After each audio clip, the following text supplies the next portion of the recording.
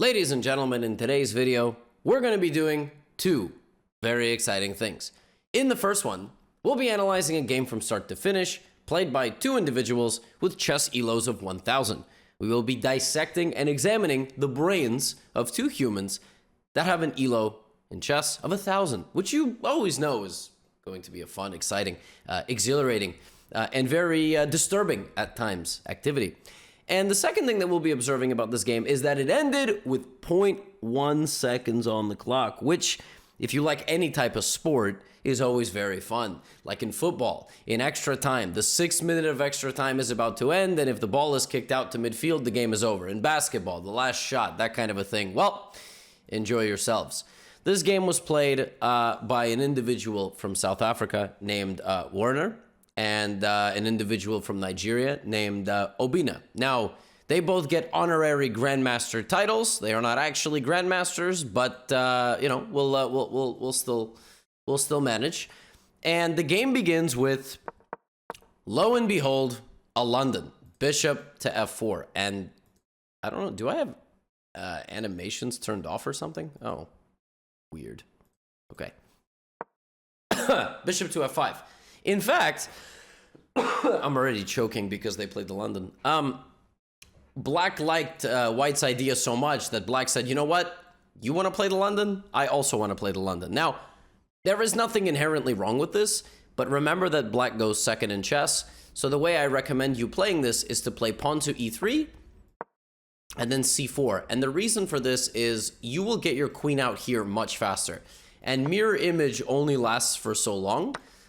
Black can get themselves in a lot of trouble very quickly with bishop b5 and queen a4, and the center is falling apart. So what you want to do when you get hit with mirror image London is try to turn it back into a queen's gambit. Although I don't hate the move knight c3, and clearly White is trying to play a Jobava London and try to play knight to b5. So Black plays e6, and White does in fact play the move knight to b5. Now, by the way, this is actually a pretty high-level game of chess. Of course, it does have a very chaotic ending in the middle game, but you're going to laugh in this video, but this is actually a lot less of a how to lose a chess episode and much more of just like a, let's just enjoy a video of two people rated like 1100, 1000, close to 1100, and learn from it. Black plays knight a6, which is a completely reasonable move. Generally, it's bad to move knights out to the edge of the board, but in this case, it's not a huge deal because White's knight has moved twice already, and when you kick it out, it'll move a third time, and then Black can actually utilize the knight's position. So, e3, c6. Yeah, the knight is sent packing, and now Black plays the best move, which is queen b6. Played instantly, by the way, 3 seconds, and immediately taking advantage of this. I think the person playing with Black actually has a lot of experience playing the London, because you'll notice that they very quickly brought the queen out to target the weak pawn. And what White should do here is play rook b1. What you don't want to do is play b3. This is a very, very, very fundamentally large misunderstanding of the position. You do not ever want to destabilize a piece that is so easy to pin to your king. Okay, listen to what I just said. You don't want to destabilize a piece that's easy to pin.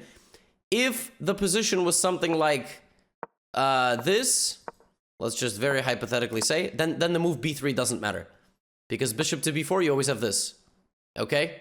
However, you want to avoid getting a piece pinned to your king when nothing is defending it. Because what Black can now do is apply maximum pressure. And if you're unlucky, the knight will go to e4 and you will get yourself in massive trouble. In fact, in this position, what you should do with White is you should probably defend yourself with the knight. This move is extremely dangerous. Extremely dangerous. Because after queen a5, not only are you pinned, you are pinned to 2 pieces. You have your 2 most valuable pieces stuck there. Not just your king, but also your queen. Which means that your knight is completely immobile. Now you have to play knight e2. All right? Black is already applying gigantic pressure here, and White cannot develop. Black plays knight f6. White is a move away from being completely lost. Okay? In 8 moves, 7 moves. After playing the move b3. Knight f6, there is a threat. The threat is knight e4, and if you allow it, that is GG. You just lose. All right? You do get a little bit of material back, I suppose, but then Black plays knight b4, knight c2. It's game over. It is absolutely game over. So the only way to defend against knight e4, White, cerebral, f3. Excellent move. Literally the only move. All right, if you like never play moves like that, you never play f3, you're worried you're going to weaken your king, nobody cares about your emotions about the move f3 in this position. You have to stop knight e4. Now, if I'm playing black here, I'm playing rook c8, c5. That's my idea. Black castles. Now, what white should do is literally just get out of the pin by all means necessary, or play a3. Why? Because black being gluttonous and pinning themselves like this, very nice. And you have knight takes d5 here, hitting the queen. If they take with check, you have take, and you get the bishop at the end. And now white is much better. In fact, according to the computer, white is winning because of white's positional advantage, potential to kick out all of black's pieces, and black's inability to move pieces forward anymore. So, white plays g4, however. All right, white is trying to get aggressive. Bishop here, and now bishop here. I love this. It's a very high-level game of chess. We are dissecting the brain of two 1000s, but this is high-level stuff. Now, what type of position is this? All right, we are out of the opening. We're in the middle game. Let's start to learn. Let's try to learn 5 to 10 things from this game, shall we? Okay, terrific. First things first, it's a close position because both sides have 8 pawns. And the more pawns you have, the closer the position is to being closed. Now, what should black do here? Consider improving their pieces by moving the pieces or moving pawns. This is a pawn break. This move massively improves black's position. Why? Because after it occurs, black now has pressure on the c file and white has lost the center pawn. Black plays this move, queen d8. Now I'm going to give you a rule of thumb. 7 or 8 times out of 10, as a newbie, going backwards is not the right move. It's just not. You probably have something better going laterally or forward. For instance, if you want to play rook e8 or rook c8 and then c5, it's probably the best move. Removing your queen like this is not good, and now trading a bishop for a knight for seemingly no reason is also not a good move. 2 moves, white is back in the game. You traded a bishop for a knight, you did no damage to white's structure, no damage to their position. Your bishop and queen were serving a purpose to break through. You should have kept trying to break through, and your third move is catastrophic, as now you are just simply much worse because you have hung a pawn, and then after hanging the pawn, you're probably going to hang another pawn. So you'll notice that white spent a lot of time. White spent 40 seconds, couldn't find anything. That's why you got to be able to use your pawns. You got to always be looking, especially in close positions, for pawn breaks that can make progress in the position. All right? And not all piece trades are the same. 3 does not equal 3. Now, in this position, Warner plays h4. This is an astoundingly good move. I am shocked at how good this move is. Many people here would simply play queen takes pawn, which is probably the best move. But h4 is threatening to trap that ugly bishop on g6. Black plays h5. Now, about 9 times out of 10, after h4, h5, if you have a pawn, it's better to push. Like, you should just go here and shove the knight out of the center. That's just what you should do. That's just the best move. No questions asked. Okay? That is just the best move. However, it's not always easy to do that. All right? And instead of that, white plays knight g3, which I don't hate. The idea of knight g3 is pawn takes g4, h5. Okay, black after knight g3 plays knight c7, and white notices that this pawn is hanging. So white is now up a pawn. White is also a moment away from probably winning another pawn, and white has an attack going on the king side. The only thing that can happen in this position is white can overextend. When you are attacking on multiple sides of the board, and you are not controlling multiple sides of the board, chaos can happen. For example, if black plays the move rook c8 here, and white says, ooh, take, yay, I'm up 2 pawns. Look what happens. Look what happens. Rook c2. You're not up 2 pawns, you're only up 1, but it's even worse than that because it's very difficult for you to defend your position, and as you try to defend your position will collapse because I will get in. So you can wage a battle on a chessboard on multiple sides, but you need to make sure you control those sides. For instance, you are now controlling this side of the board. Black cannot break through. Does that make sense? Black has no pawn breaks, black has no piece play, and now you can go and you can bully. But still be careful. Avoid your opponent getting back into the game. Control their pieces. Queen takes c6. a5, black hangs the knight. Complete collapse. Total collapse. Black had a monster opening and now has completely collapsed and is just struggling. Now, what do you do in this position with white? You're pinned. You're pinned. You can't move the bishop. You can't move the queen far away. Defend your queen. so you can move the bishop. Queen c5. The best move here for black is to keep bothering you. But if they don't do that, if they play like, now you can get out, and now you can trade the queen. When you are pinned and you are struggling to move both pieces, the more valuable piece needs to be defended, especially in a fair trade. If this was a rook, you can't do that. But it's a queen, which means you can trade queens. So find moves like this. Queen c3 doesn't work. Nothing is defending it, right? So queen b6 is played in the game, and now black immediately fires back. Now, there is a very nice idea here. Queen takes b5, and you cannot take the bishop because I will take the rook. But as it turns out, you absolutely can take the bishop for the rook because then you can take the knight. That is the problem with pushing so many pawns forward. You need to have very good board vision for this, but you also need to understand that when you have pushed so many pawns forward, many things could be left unguarded. This is a very, very high-level board vision exercise. Unfortunately, it is not seen, or fortunately, and now white wins yet another pawn. And black finds this move, which is an excellent move, and now white finds an even better move, which is castling. And now white is completely winning, but both sides only have 5 minutes on the clock, which means it's time to have some fun. All right. All the way back here, it's better not to be greedy. It's better not to be greedy. It's better to just escape and consolidate. Rook will go here. You can block the position. You also don't even need to block the... Remember about control. Make sure your opponent cannot break through. All right? Don't let them in. Don't let them in. Make sure everything is protected nicely. Because what happens in this game is chaos breaks out and black finds bishop d3. That's a huge problem. The queen is hanging. The rook is hanging. What do? You have to probably move the queen. But if you move the queen, you have to make sure it guards the bishop. Maybe queen b4, and after this, you take back. Yes. Danger levels is risky business because you calculate if bishop takes, then rook takes. That's correct. But your opponent here has something called a desperado. Your opponent realizes, I'm going to lose my queen, so why don't I lose my queen on my terms? Queen takes c1. That is a genius move. Queen takes c1 check.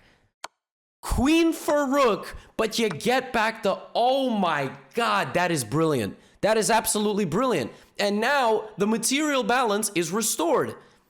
White has a bishop and 2 pawns for a rook. So you just play bishop b4, and then you play g5, and the game goes on. This is what you do. This is how chess is played. White is still better. Why is white better? White has more quality pieces.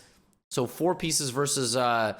4 pieces versus 4, but of course this rook is extremely strong. It controls the diagonal, the straightaway and the diagonal. Also, white has these 2 pawns, so the computer still thinks that white is better, but white blunders again.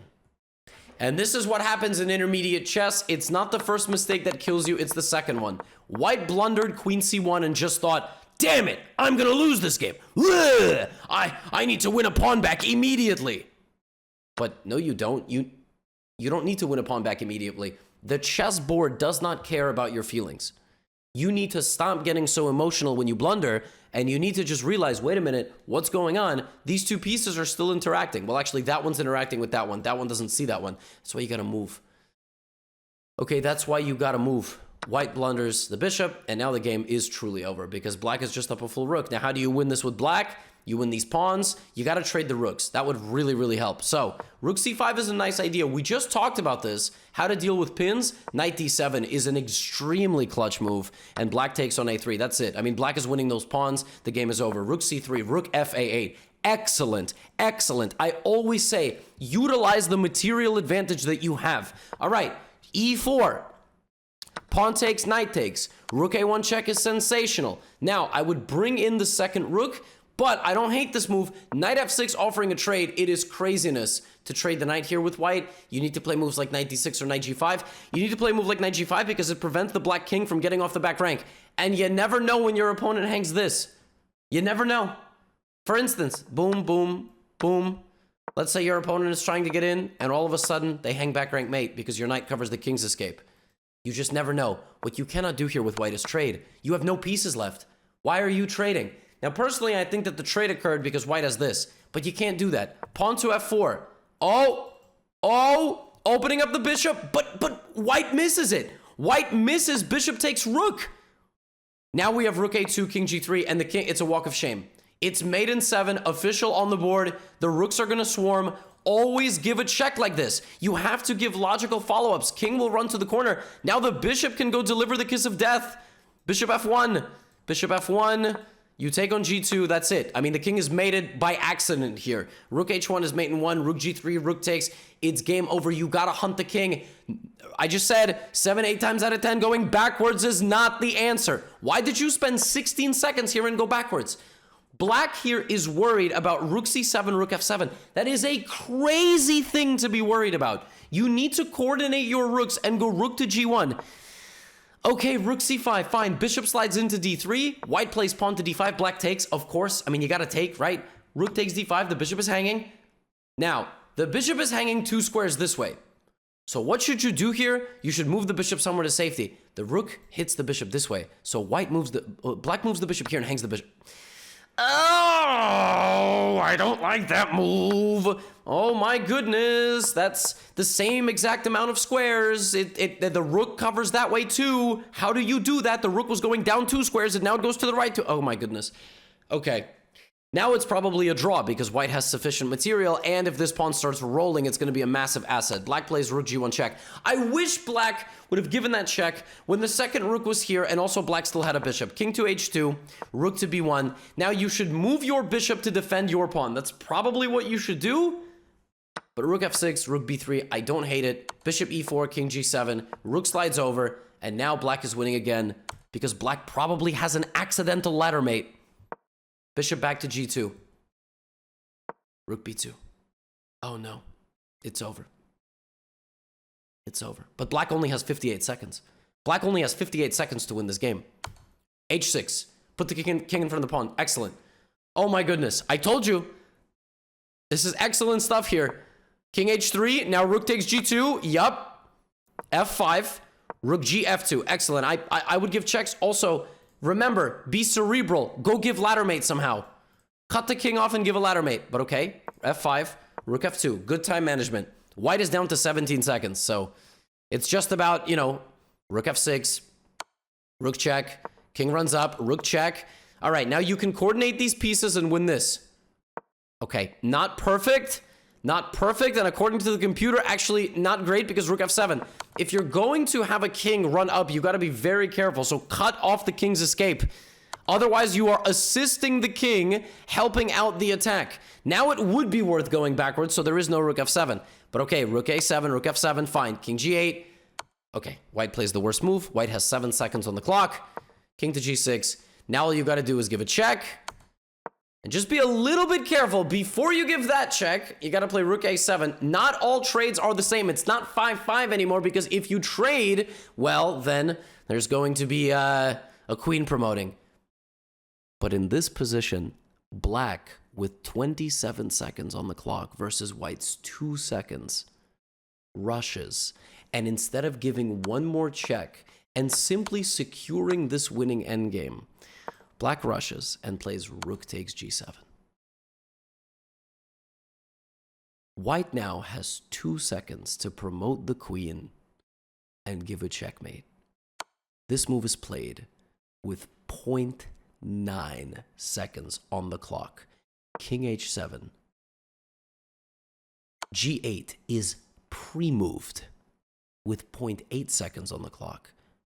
And this move is played in 0.7 seconds. White finds checkmate in 1 and wins the game against all odds with 0.1 seconds on the clock. If you are winning by 25 seconds in an endgame, and if your opponent has only 2 seconds remaining, relax. Find another check. There's a higher chance here that you win on time than anything else. Rook g7, pawn takes, g8 queen, checkmate on g6.